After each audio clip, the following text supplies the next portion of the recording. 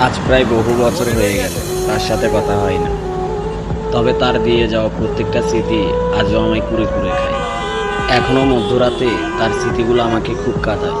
নির্ঘুম রাতটাকে পার করতে ভালোবাসাটা গড়ে তুললাম আমার এই শখের গাড়ির সাথে।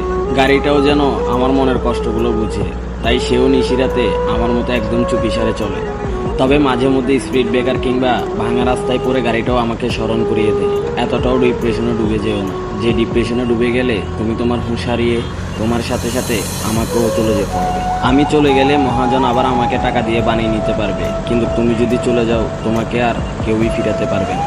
আজ ছুটে চললাম পঞ্চগড়ের উদ্দেশ্যে। প্রতিদিনের মতোই বক্সের তালে তালে গাড়ি চালাচ্ছিলাম আনমনে।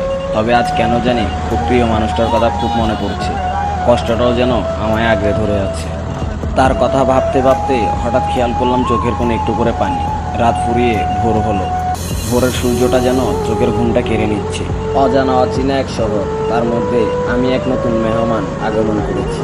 নির্ঘুম রাত পার করে রক্তরঞ্জিত দুইটা চোখ, পেটেও প্রচুর খিদে লেগেছে, তাই ছুটে চললাম খাবারের উদ্দেশ্যে। হোটেল থেকে খাবার খেয়ে বেরোতেই হঠাৎ নজরটা পড়লো এক দোকানের উপরে। একটু ভালো করে খেয়াল করে দেখলাম আমার সেই না পাওয়া মহারানী এই অচেনা শহরে।